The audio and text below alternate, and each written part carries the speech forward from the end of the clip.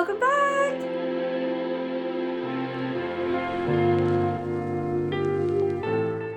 Hello again, everyone. I'm back in my spot for Vlogmas, and I have a part 2 to my Christmas traditions list.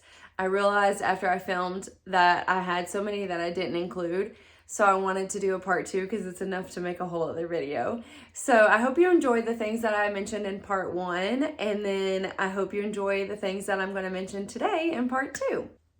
So the first thing that I wanted to mention is my travel tree. So I showed my Christmas decor, but I didn't show everything. I have 2 other trees, and one is a tree that my husband and I decorate together, and it has a bunch of ornaments that just represent ourselves. Like he has some video game ornaments, he has some comic book ornaments, some Marvel, things like that. And then I have some girly ornaments and like a friend's coffee mug. And we have some ornaments of things that we've done together or things that represent us or our cats or anything like that. So we have that tree combined. It's just small. It's not big like this one. It's just a smaller tree.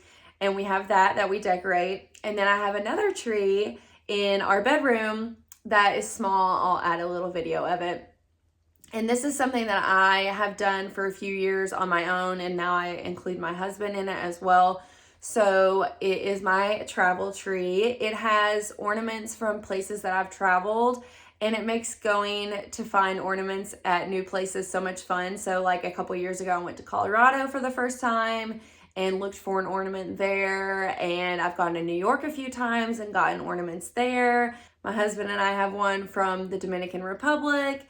I actually didn't get that one there because they didn't sell any that I saw, so I actually ordered that one off Etsy, but it looks very similar to the pictures from where we got engaged and stuff like that. So you can always get them afterwards. You don't have to get them at the place, but I always think it's fun to go and search for a Christmas ornament there. I have some from New Orleans. I have some from Tennessee. I just have a bunch of different ones. And then I also have travel themed ornaments. So my dad got me a suitcase with a camera attached to it, so that's on there. I have a passport ornament.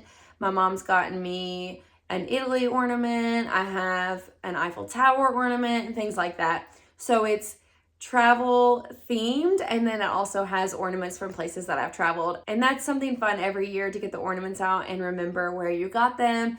If it comes in a box, I'll usually write where it's from on there, or sometimes I'll get it personalized to say the year and the place or whatever, and it's just a fun little tradition that I have with myself and now with my husband. Next is something that I do with my friends. So we don't get each other gifts or anything like that. We've just said no gifts from now on because we don't need anything.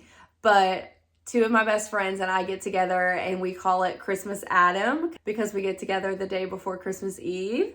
So Adam and Eve, if you get it. We usually just get together, go eat, hang out, dress festive, take pictures, whatever. It's just a fun way to get together during the holidays without their kids and just have some friend time. So that's just something fun that we like to do. You can do anything. This year I thought about having them over and making some cookies or playing like Christmas themed games, whatever. You can do anything with that. That's just something that we've done the last few years, which is really fun.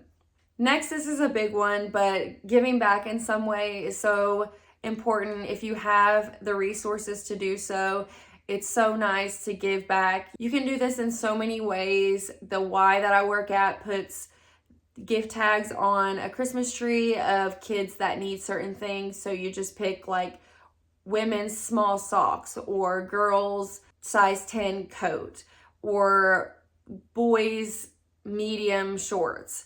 Like whatever is on the tree, you just grab the tag, go shop for it. It's just one item and you know it's going to somebody local, somebody that needs it. So that's a good way.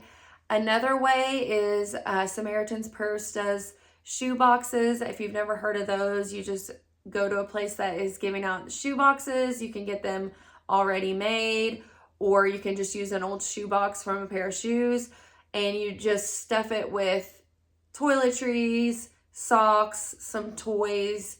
There's a list of things that you can include and things you can't, but it's just very basic things like toothbrush, underwear, socks. You can include little hair clips, crowns, anything. So it's just what you can fit in a shoebox. And when my mom and I do it, we usually just go to the Dollar Tree. So it's not anything super expensive, and it's a great way to give back. Another thing that we do here is at the mall, they have an angel tree, so you can pick a tag off of their tree there. That one's more detailed and is more catered to getting everything that the child wants for Christmas. So it is more pricey, but it is local. So they have their sizes and their Christmas list on there.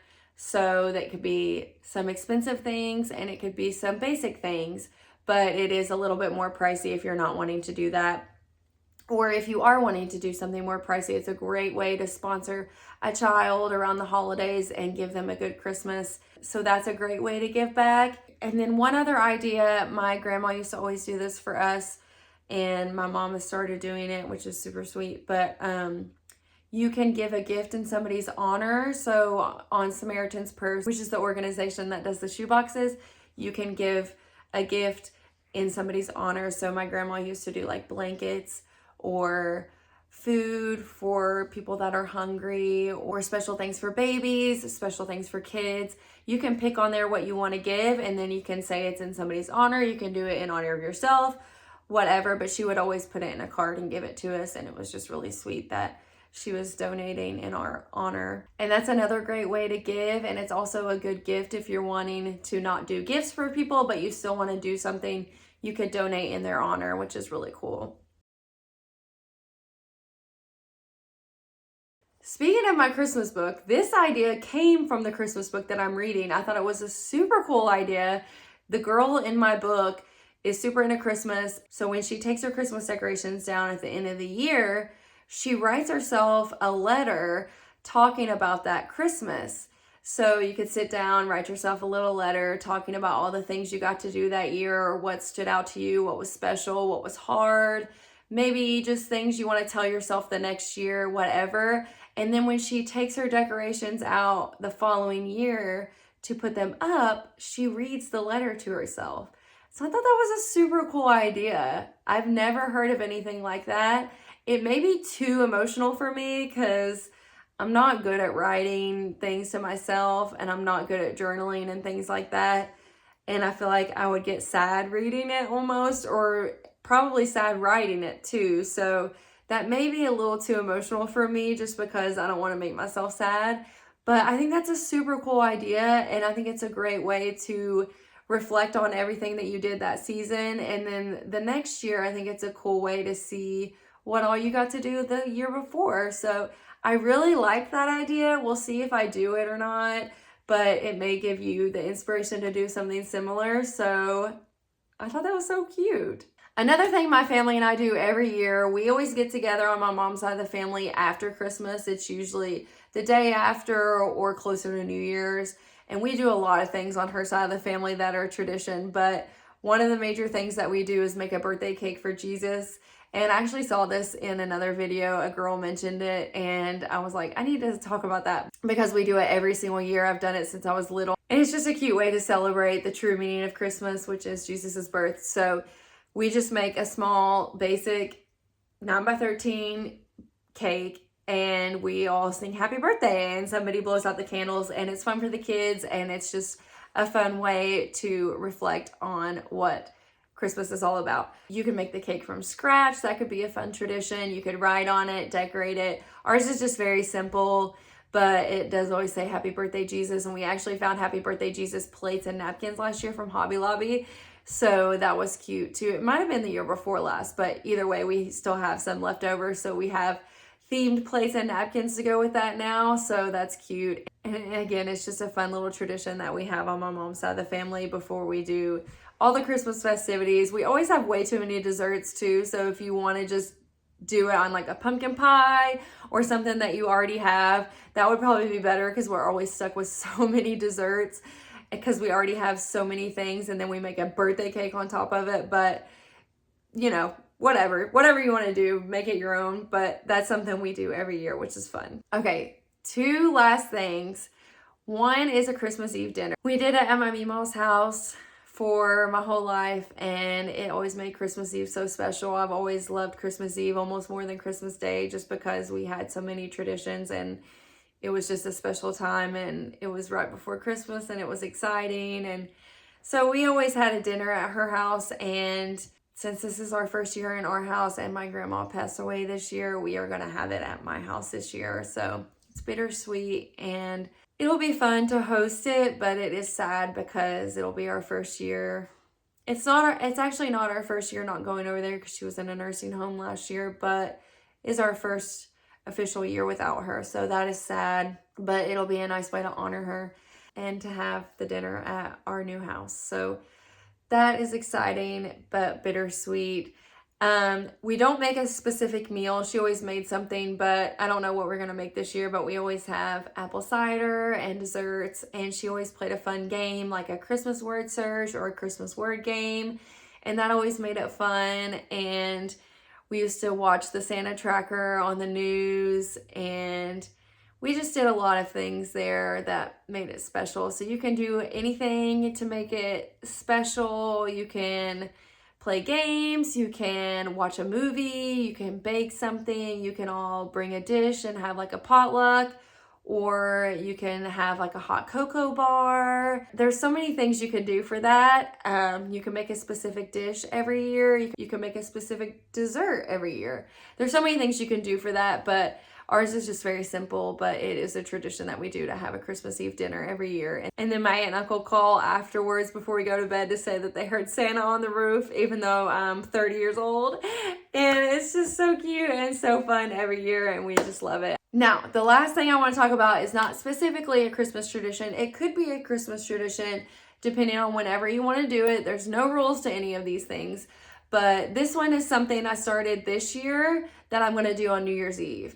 I personally don't like New Year's Eve. I don't like New Year's Eve. I don't like New Year's Day. I feel like there's so much pressure on starting fresh and being a new person. New year, new me. Like, there's just so much pressure on New Year's Eve and New Year's Day that I don't like it at all.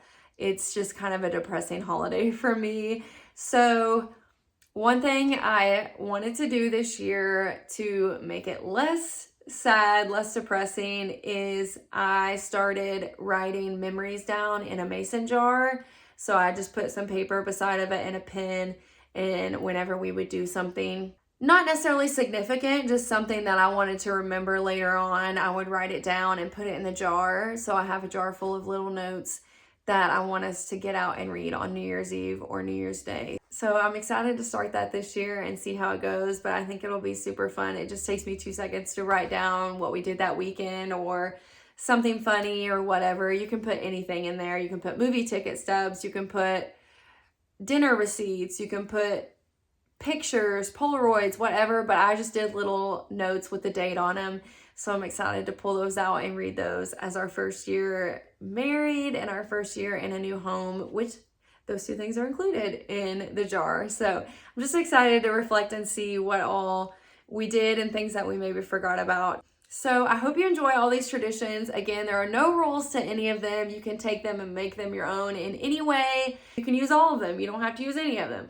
You can take them and do whatever you want with them. It's just something that I wanted to share because I absolutely love Christmas and I love all the things that we do as traditions. So I hope you all have a great holiday season. And again, I'll see you in the next video.